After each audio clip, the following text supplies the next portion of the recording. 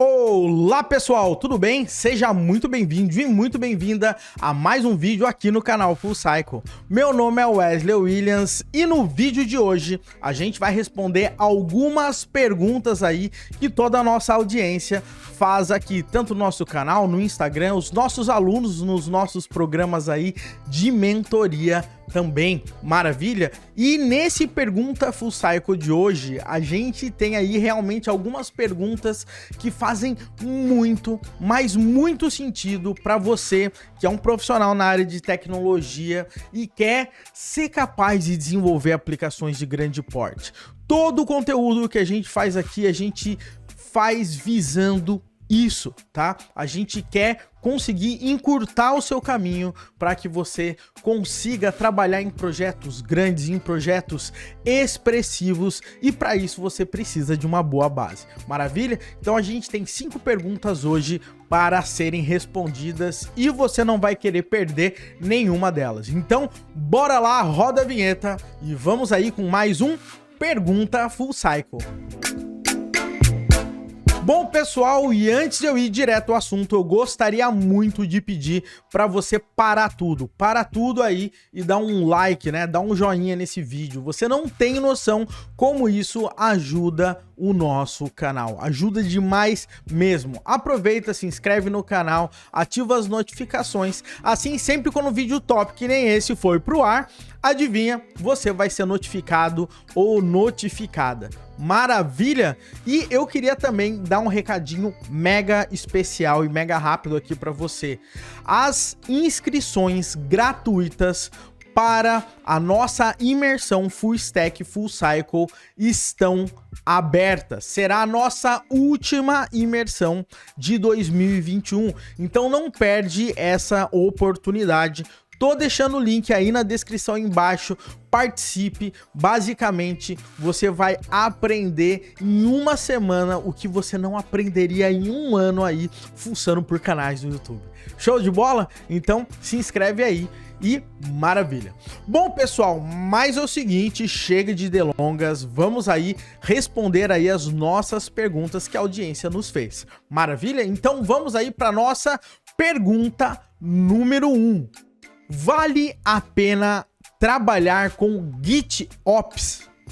Maravilha, galera. Essa pergunta ela é muito interessante, principalmente porque toda essa técnica, vamos dizer assim, de trabalhar com GitOps está em alta. E para você que não sabe o que é GitOps, é basicamente utilizar o seu repositório Git como a fonte única da verdade para controlar fundamentalmente a sua infraestrutura.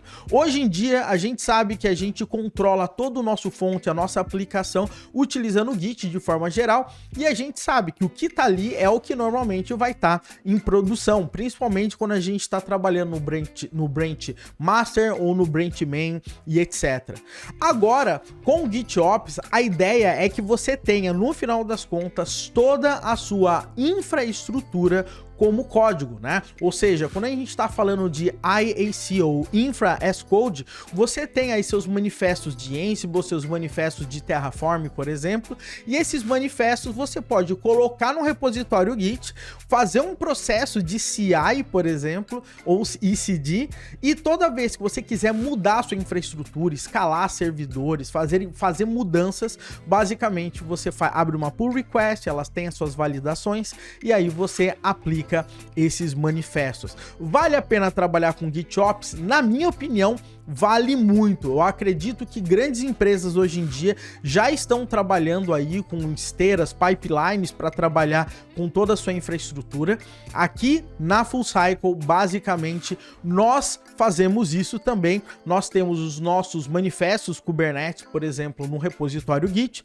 Toda vez que a gente altera esse camarada, automaticamente isso é refletido, porque a gente utiliza um camarada chamado de Argo CD. Basicamente, é uma prática de GitOps. Então, na minha opinião, vale muito, é uma ótima forma de você ter controle aí da sua infraestrutura. Maravilha? E agora, vamos aí para nossa pergunta número 2. Wesley, o Docker está morrendo. Galera, eu vou dizer uma coisa aí para vocês. não é a única vez que alguém me pergunta isso. Eu não sei o motivo pelo qual muita gente está falando que o Docker está morrendo, porque o Kubernetes não aceita mais Docker e também porque o Docker vai ser pago. Olha só, e eu acho, galera, que isso é uma grande fonte de desinformação no final das contas. Na minha opinião, o Docker ele está longe de morrer, tá? E vamos esclarecer rapidamente essa história do Kubernetes não aceitar mais Docker e também sobre o Docker ser pago. Vamos lá, rapidamente. Primeira coisa, pessoal, essa história do Kubernetes não aceitar mais Docker funciona da seguinte forma. O Kubernetes, para ele rodar, né, ele precisa de um container runtime, ou seja, um software que consiga executar containers. Legal? E o Docker, por muito tempo, foi o camarada padrão do Kubernetes, tá? Porém, para que o Docker falasse com o Kubernetes, você tinha que ter uma interface ali chamada de Dockershim, que traduz, tá, a interface do Kubernetes para conseguir falar com o Docker. Porém, esse camarada estava sendo muito difícil de manter pela comunidade. Então o Kubernetes resolveu fazer o seguinte: a gente não vai mais usar o Docker como container runtime e a gente vai utilizar outras soluções como o Containerd, como o Cryo e etc, que eventualmente são muito mais performáticos do que o próprio Docker para rodar no Kubernetes. Por outro lado, isso não significa que se você desenvolver localmente com o Docker, fazer as suas imagens buildando com o Docker, essas suas imagens não vão funcionar no Kubernetes, vão funcionar sim. Existe um padrão, tá, que foi criado para que todas as imagens feitas em containers, elas sejam ali, que elas possam rodar em diversos containers runtime. Então, se você fizer uma imagem com Docker, botar no Kubernetes, vai rodar normalmente. Então, isso aí, galera, não tem nada a ver como as pessoas pensam. Tem gente que pensa agora que quando você está desenvolvendo com Docker, essas suas imagens que você fez não vão poder rodar no Kubernetes e não tem nada a ver. Então, isso aí esquece, galera, é desinformação. Segundo ponto em relação ao Docker ser pago. Galera, o seguinte, o Docker sim vai ser pago, mas basicamente ele vai ser pago para empresas, tá, de grande porte, de forma geral. Então, grande parte dessas empresas de grande porte que já utilizam Docker ainda vão pagar aí uma licença por usuário que não é muito grande para poder utilizar essa ferramenta. Legal? E nós, meros mortais desenvolvedores, a gente vai poder ter a nossa conta pessoal com Docker e trabalhar normalmente, tá? E com certeza essas empresas grandes, provavelmente elas vão manter mesmo pagando o Docker, porque é uma ferramenta muito boa, barata, funciona e hoje em dia grandes empresas já estão trabalhando com container. Então, galera, o Docker não está morrendo. Eu acho que muito pelo contrário. Nunca antes se falou mais de tecnologias de container nos dias de hoje. E atualmente o Docker, na minha opinião, é a melhor ferramenta para você conseguir trabalhar com containers. Nós temos diversas outras opções. A gente tem, por exemplo, o Podman para rodar, a gente tem o Buildar para conseguir gerar builds de imagem, etc, etc. Mas nenhum deles conseguem chegar aí tão perto do Docker, principalmente quando a gente está falando em, por exemplo, rodar no Windows, rodar no Linux, rodar no Mac. Então o Docker, ele é um toolkit de ferramentas que ele facilita muito a nossa vida, além de buildar a imagem, além de ele conseguir rodar os nossos containers, ele tem recursos de scanner de vulnerabilidades, então ele tem muita coisa bacana. Então tá bem longe aí do Docker morrer, na minha opinião. Maravilha? Então, agora chega de Docker, vamos aí para nossa terceira pergunta. Wesley, para que serve o K3S? Vamos lá, galera. Para tudo aí, pessoal. Seguinte, eu não sei o porquê. Na hora que eu tava gravando o restante dessa pergunta, eu comecei a confundir K3S com K3D. tá? Então, todas as vezes que eu falar K3D aqui nesse vídeo, eu tô querendo falar, no final das contas, o K3S. Maravilha? Então, segue firme aí. Vamos lá. Isso aí é um assunto que eu prometo para vocês que eu vou fazer, inclusive, um vídeo específico sobre esse cara aqui no canal. O que é o K3S? O K3S é um Kubernetes, vamos dizer, criado pela Rancher. E quando eu falo que ele é um Kubernetes criado pela Rancher, não é que ele é uma solução totalmente nova, que não tem nada a ver com Kubernetes e que consegue rodar containers. Não. O K3S, ele é totalmente compatível, tá, com o Kubernetes, vamos dizer, original. Ou seja, quando você utiliza o Kubernetes, você, no final das contas, você utiliza a API do Kubernetes, né? E essa API do Kubernetes do K3S é, assim, muito compatível, tá, com a API do Kubernetes original. Então isso significa que o K3S, ele consegue rodar o Kubernetes de uma forma muito mais simples, apenas um binário com menos de 100 megas, tá? E isso faz com que você consiga ter utilizações do Kubernetes que você não teria atualmente. Por exemplo, eu consigo fazer com que o meu Kubernetes ele rode num Raspberry Pi, eu consigo fazer que o meu Kubernetes consiga trabalhar, vamos dizer aí, com Edge Computing, com IoT, eu consigo fazer com que eu crie a minha pequena aplicação, tá? E eu suba no meu servidor aí, muito simples, um K3D e já deixa essa minha aplicação totalmente pronta para Kubernetes para eu conseguir trabalhar.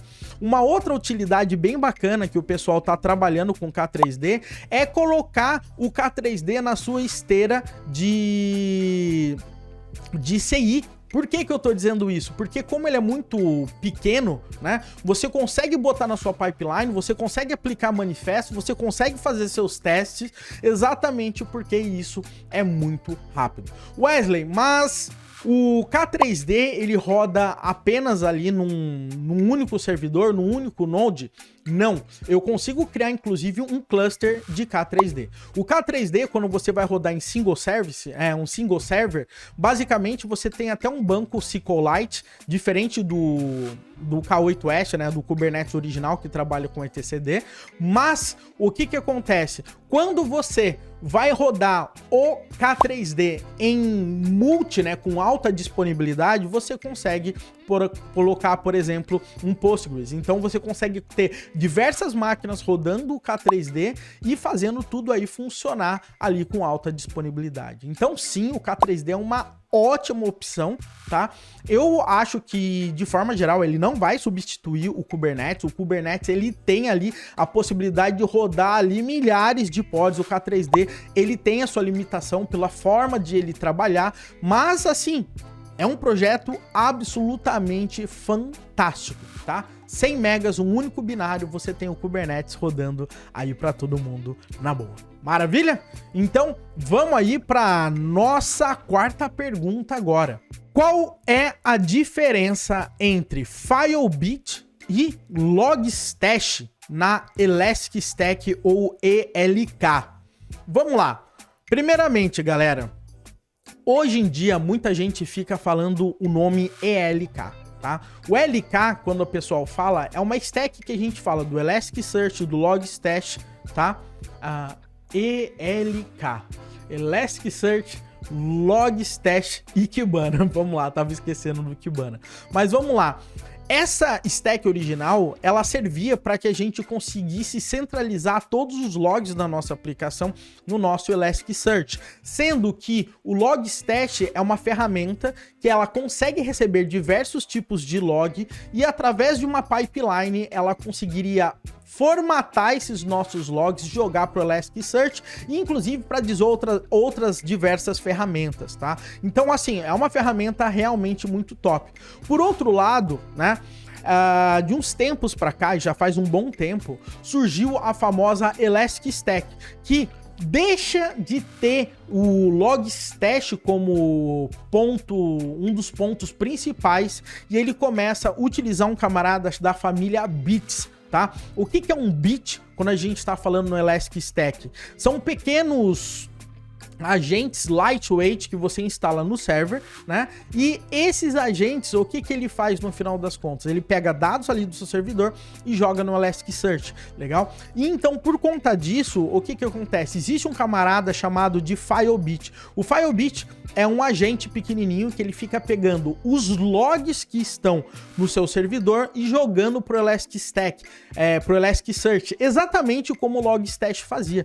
O grande ponto é que a configuração, a leveza, a simplicidade de você fazer isso é muito maior do que o Logstash, né? Então o que acontece? Atualmente eu já não conheço quase ninguém que está trabalhando com Logstash, porque a família Bits meio que substituiu tudo isso. Então, para você fazer ingestão de logs no seu cluster hoje, né, para o seu Elastic Stack, utilize o Filebit. Você não precisa, de forma geral, tá, trabalhar com o Logstash. Legal? Então, essa que aí é a principal diferença entre os dois, tá? Então, não digo que o Logstash morreu, mas cada dia eu não ouço mais falar desse cara, porque o Filebit e toda a família Bit meio que veio para substituir, e hoje em dia a gente tem um outro camarada também na Elastic Stack chamado de Fleet, tá? Que um único cara consegue fazer tudo, tá? Então, vamos lá, Logstash tá virando meio coisa do passado, tá? Pelo menos na minha opinião. Maravilha? Você deixa a sua opinião aí embaixo, fala aí pra mim se hoje em dia você ainda tá utilizando o Logstash e como que você tá utilizando. Maravilha, meu povo? E agora nós vamos para nossa última pergunta aqui. É a nossa quinta pergunta e é uma pergunta muito boa. Vale a pena usar Kafka para baixa volumetria? Exemplo, 10 mil mensagens por dia. Essa é uma pergunta até que polêmica, né? Uma das principais vantagens do Kafka nos dias de hoje é que ele consegue rodar com alta disponibilidade, com altíssima volumetria, com baixíssima latência e ainda guardando as mensagens em disco, porque o Kafka trabalha aí com stream. Legal? Então, o que acontece? Será que vale a pena montar um cluster Kafka para rodar baixa volumetria, tipo 10 mil mensagens por dia, que é algo bem pouco, né? Se você comparar que o Kafka roda no Uber, no Nubank, no Itaú, né? Eu acredito que 10 mil mensagens não dê nem para coçar o olho na hora que você vai ver as mensagens chegando, né? Até a gente aqui internamente na Full Cycle, a gente tem mais do que isso diariamente. Então a pergunta é, vale a pena utilizar o Kafka nessa situação? E como sempre, tem um grande depende. O Kafka, ele tem diversos casos de uso e para muitos casos de uso, o ponto principal não necessariamente é a volumetria, mas sim o que o seu ecossistema do Kafka consegue fazer. Por exemplo, eu consigo fazer diversas integrações entre sistemas utilizando o Kafka juntamente com o Kafka Connect, né? Então, ao invés de eu gastar muita grana integrando software, integrando banco de dados, jogando dados de lá para cá, fazendo pequenas transformações e tudo mais, às vezes eu não tenho que ter muitos dados, um volume de dados muito grande. Porém, o valor agregado de todas essas transações é tão grande, né, por conta desse ecossistema do Kafka, que vale muito a pena você poder usar Kafka nessas situações. Eu tenho um colega, inclusive, que faz isso, tá? Eles têm aí poucas mensagens diárias, de forma geral, mas eles integram diversas fábricas, chão de fábrica e tudo mais, simplesmente utilizando o Kafka com o Kafka Connect, tirando sistemas, dados de sistemas legados, jogando para outros sistemas e tudo mais. Então, na minha opinião, né, tem um grande depende aí na história, mas sim, eu mesmo já conheço o caso de uso para Kafka com baixíssima volumetria e com grande valor agregado. Então, a minha resposta nesse caso é depende, mas se você analisar bem, faz todo sentido usar Kafka em muitas situações mesmo.